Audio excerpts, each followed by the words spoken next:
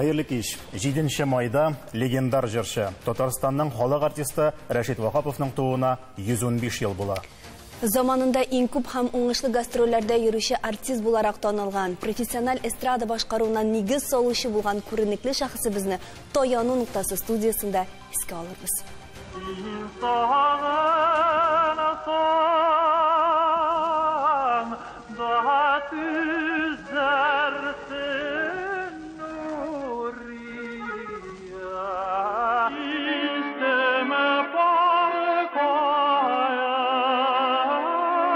Бәхетле журналистлар, чөнки безнең студиябызда легендар шәхесләр белән без, легендар җырчыбыз белән бәйле хатирәләрне яңартырбыз бүген.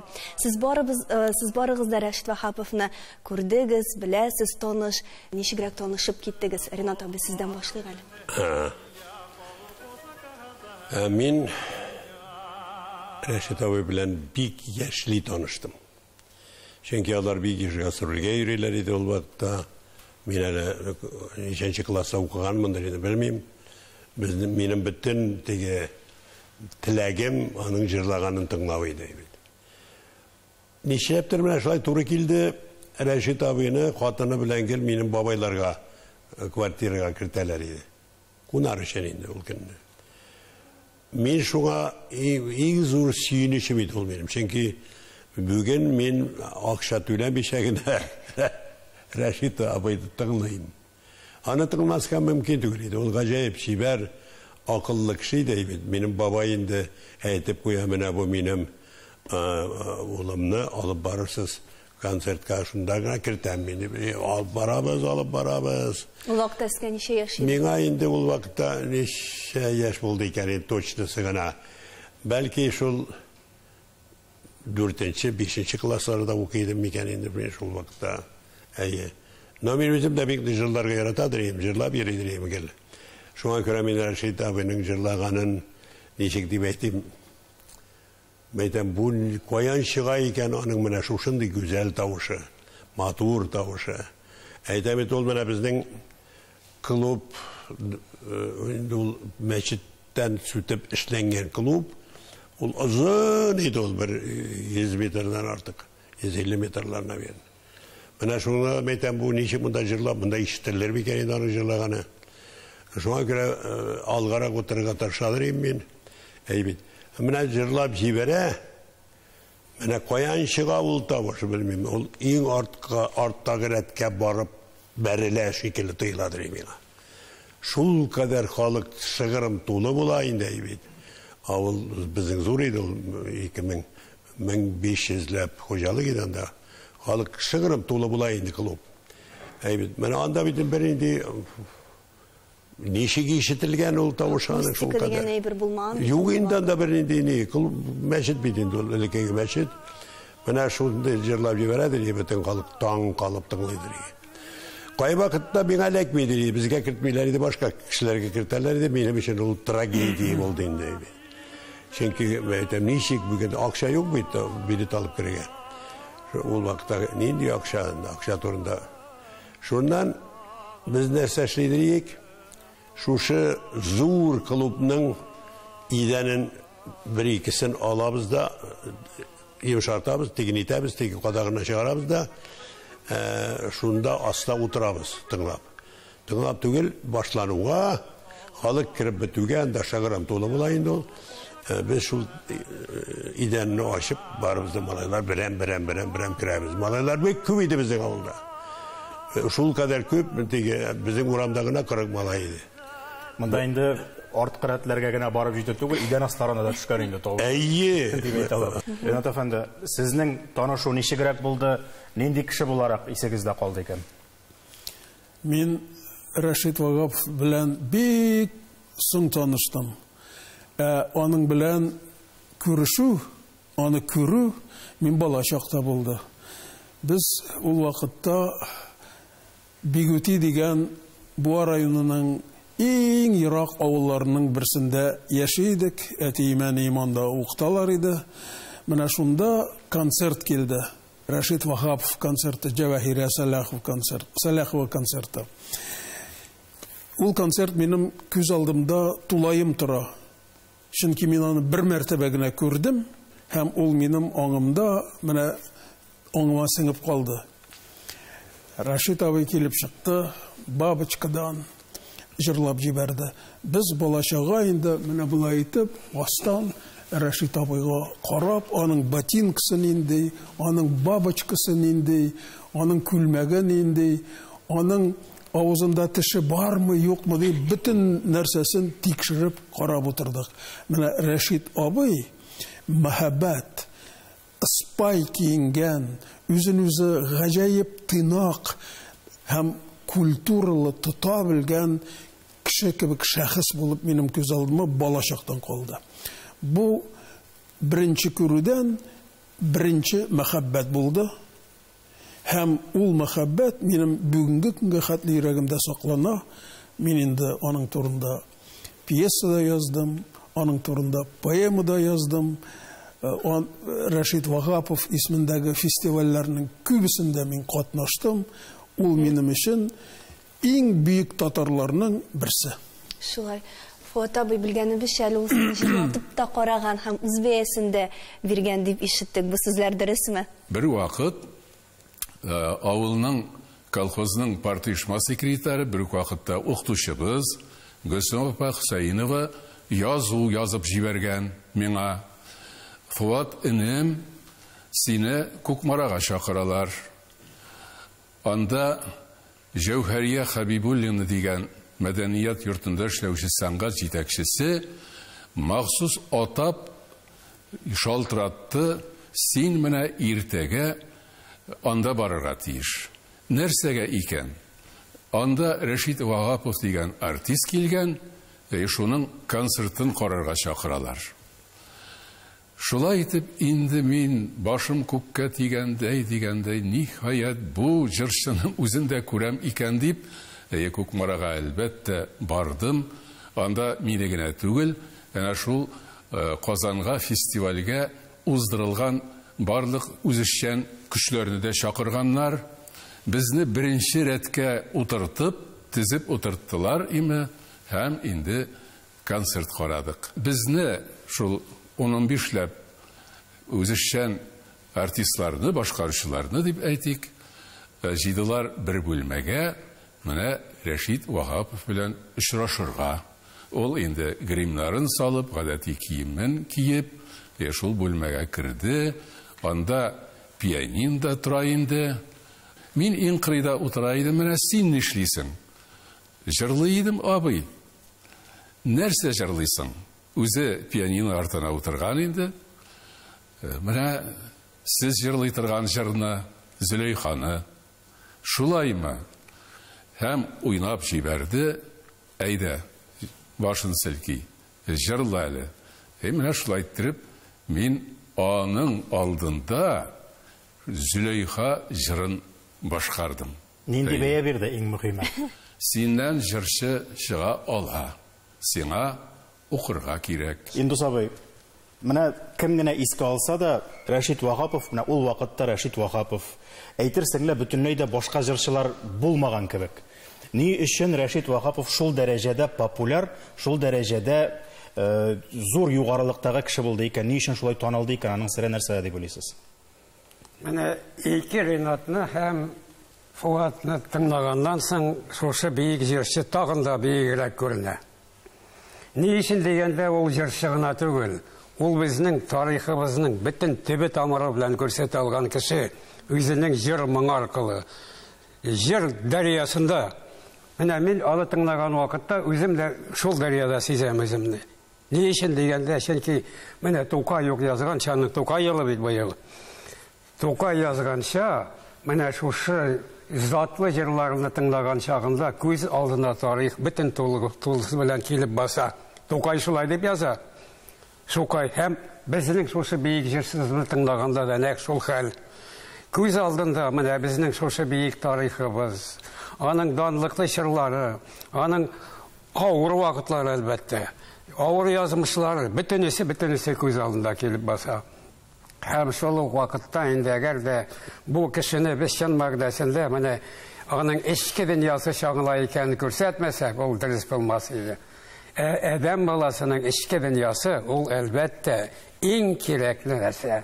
Чөнки җырчының аның нәк сәбәбе ана шунда, аның җанында. Һәм безнең менә шушы биек шәхесебез чын мәгънәсендә җаны тәне белән милләтебезгә бирелеп яшәгән кеше. Аның ішкі dünyасы монда тарих кына түгел, монда мәхәббәт тә монда. Монда кайгы хәсрәт тә монда, бөтенесе монда. Һәм шуннан әйтергә кирәк, әгәр дә шушы рәвештәге җырчыларыбыз күбрәк булса, әгәр алар бүгенге көндә дә шуны дәвам итсәләр, biz үзебезнең мәңгелеккә юлыбызны чыннан да ачык дип санар идек. Чын мәгънәсендә шулай. Һич шикләнмим. Индус абый, аның авыр язмышы, чырдашлары һәм дәвамчылары турында без рекламадан соң сөйләшүебезне дәвам итәрбез.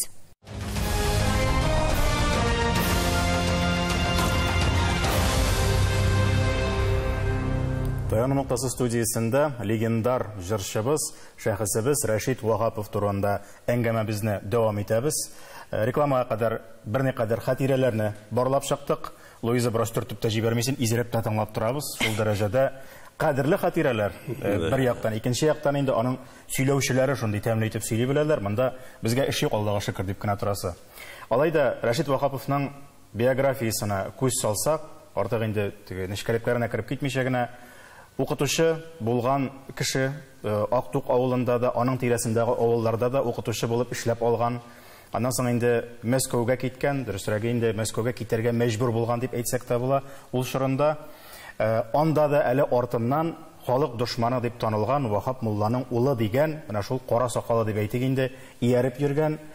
Тик шуңа да карамастан халык артисты дәрәҗәсенә ирешкән, шул дәрәҗәдә танылган, филармониядә эшләгән, рәсми рәвештә менә шундый дәрәҗәгә ирешкән дип әйтә алабыз инде.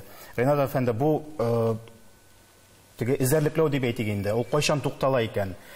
Ничек, нинди авырлыклар узып, үзенең шундый шәхес һәм шундый югарылыкка лаеклы кеше икәнлеген раслый ала Рәшит Вагапов? Ул чын мәгънәсендә шәхес. Шәхес үзенең тормышына, үзенең халкының һәм иленең язмышын сыйдыра алганда гына шәхес була кеше. Рәшит Вагаповның чынлап та биографиясын карасаң, гаҗәеп дәрәҗәдә катлаулы, һәм анда трагедия да бар, анда комедия да бар, анда драма да бар. Ул үзе бер дөнья. Рәшит Вагапов әле романнарга да, повестларга да, хикәяләргә дә лаеклы кеше. Рәшит Вагапов бик катлаулы чорда яшәгән. Чор тарафыннан кыерсытылган кеше. Андый кешеләр безнең сәнгатьтә бар. Әйтик, Фатих Кәрим, чор тарафыннан кыерсытылган кеше. Һәм башка. Һәм шунысы кызык. Алар үзләренең чорына Рәшит Вагапов да, Фатих Кәрим дә үч тотмаганнар. Мондый батырлыкны фақат шәхесләр генә эшли ала. Гади кеше аны эшли алмый. Ул үч тота, тегеләй итә, булай итә. Булар шушы нидән ноктадан югаррак торалар.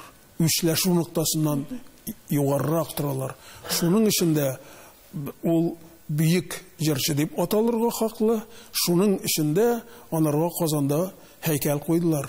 Бу бик дөрес гамәл булды. Чөнки Рәшит Вагапов үзенең язмышында татар халкының язмышының үз чырын тулайым саклый алган кеше. Менә аның чырдашларын искә алыйк әле. Ул вакытта сәхнәне кем тота, Фуат абый? Аның белән бергә сәхнәдә тагын кемнәр була?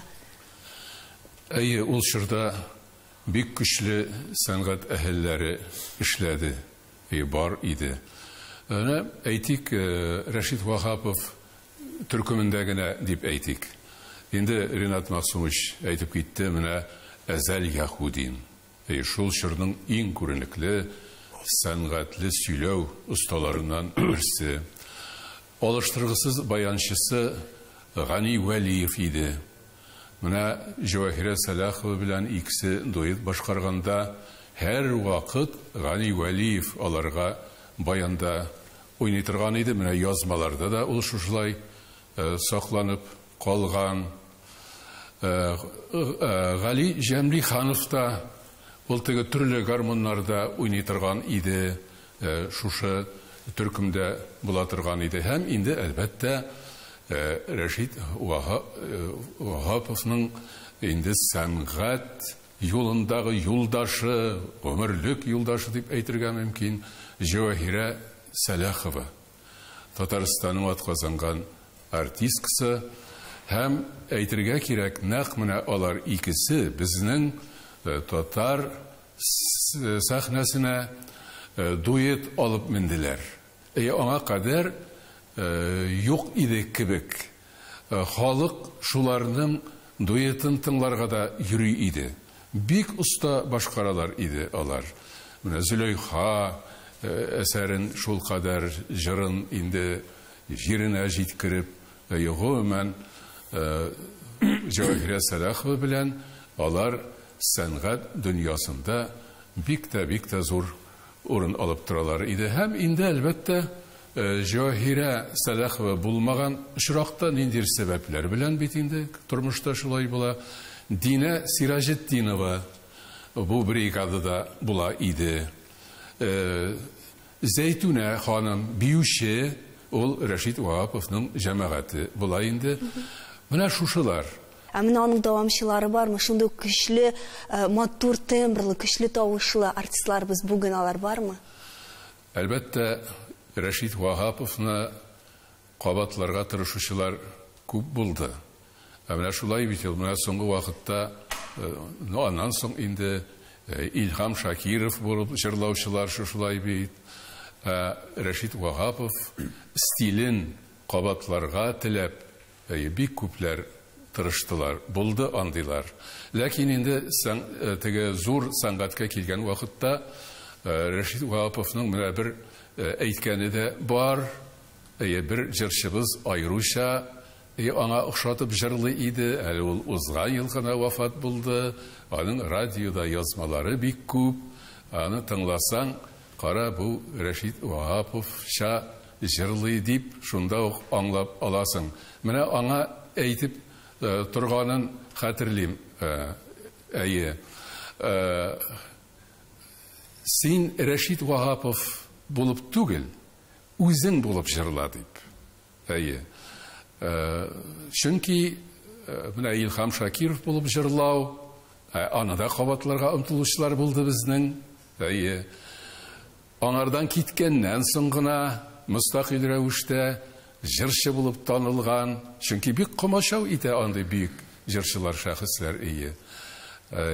Андыйлар булды, ләкин ул сәнгать кешесе өчен, чын сәнгать кешесе өчен дөрес юл түгел. Мен бер өстәмә әйтим әле. Менә Фуат Галимуллинович әйтеп, аның сүзен дәвам итеп. Минем җырчы Рәшит Вагапов дигән китабымның кириш сүзен Илһам Шакиров язды. Илһам Шакиров үз кулы белән язып бирде мондый сүзләр. Миңа Рәшит Вагаповның репертуарыннан берничә җырны җырларга тәкъдим итеп карадылар ди. Мин аларны өйрәндем ди, җырлап та карадым. Әмма ләкин үземнең җырлавымны Рәшит Вагапов җырлавы белән чагыштырганнан соң, мин аларны җырламаска карар кылдым ди. Илһам Шакиров бит ул безнең бик тә танылган, күренекле, иң талантлы җырчыларыбызның берсе. Ул да менә шулай дип әйтә. Рәшит Вагапов булып җырлау гомумән мөмкин түгел. Фуат Галимуллинович дөрес әйтә, һәм кирәкми дә, һәрбер кеше үзе булып калганда гына шәхес була ала. Кеше булып кыланганда ул эпигон гына була ала. Рәхмәт. Индус абый, менә Фуат абый Рәшит Вагаповның чордашларын, сәхнәдәшләрен дип әйтик инде санап уза. Әлбәттә оят, ләкин кайбер фамилияләрне мин беренче тапкыр ишетәм. Әгәр дә Рәшит Вахапов исемендәге фонд булмаса, бүгенге көндә, Нәк шуны әйтмәкче идем. ул шулай истә калыр иде микән? Һәм башка шәхесләрне бар бит, менә андый шәхесләребез сәхнә тоткан, аларны ничек итеп югалтмаска безгә? Менә мен нәк шуны дәвам итмәкче идем. Чыннан да монда бит сүз Рәшит Вахапов турында гына түгел. Аның мирасы, аны барлап чыгу, аның ни рәвештә дәвам итү турында сүз беренче урында булырга тиеш бүген көндә. Менә чыннан да яңа исемнәр яңгырады. Менә әгәр дә без шушы рәвештәге фондны Рифат Фаттаховны искә төшермәсәк, әгәр дә аңарга тиешле бәя бирмәсәк, ул һич кенә дә дөрес булмас иде. Менә шушы фонд бүгенге көнне ул Рәшит Вахаповның мирасын барлап чыгу һәм киләчәк буындагы үсеп килә торган яшь җырчыларны эзләп табу һәм аларны менә шушы халыкка чыгаруны беренче урынга куя. Һәм мин дөресен әйтергә кирәк, уңышлы рәвештә шактый менә дигән җырчыларыбыз яшьләрдән бүгенге көнне барлыкка килде. Мин аларның хәзер исемләрен әйтеп бетәсем килмәй, чөнки берсен әйтсәң икенчесе үпкәләргә мөмкин, өченчесе, ләкин алар бар бүгенге көнне. Яшьләр бар. Менә дигән татар җырын, татар моңын халыкка ирештерә торган яшьләребез үсеп килә. Безнең яшерен батырын түгел, бүгенге яшь артистларыбыз әз генә танылып китәләр дә әллә кем булып куялар име. Ә менә Рәшит абый, ул үзенең бийеклеген аңлый иде, үзенең легендар шәхес икәнен аңлый иде һәм үзен халык белән, башкалар белән ничегрәк тота иде, Ринат абый? Безнең белән бик тә кызыксына театр белән. Менә сез яшьләр нәрсәләр уйныйсыз, ничегрәк халык кабул итә, ул димәк кызыксыну бу зур шәхес бит инде. Безнең белән әле без яшьләр, яшь артистлар әйбит. Әмма ләкин менә бүген чынлап та менә бик әйбәт фикерләр әйттеләр. Ул менә татар дөньясында гына түгел, татар, башкорт һәм башка дөньяларда ул иң көчле җырчыларның берсе әлбәттә.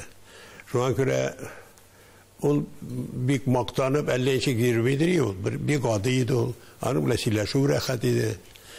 Менә мин үземнең шушы шәхесне күреп, тыңлап, күрүче буларак мин бик горурланам. Алай гына түгел. Менә без Рәшит Вахапов исемендәге фестивальләрнең берсенә чакырдык күренекле рус шагыйре Егор Исаевны, Ленин премиясе лауреаты, социалистик хезмәт герое.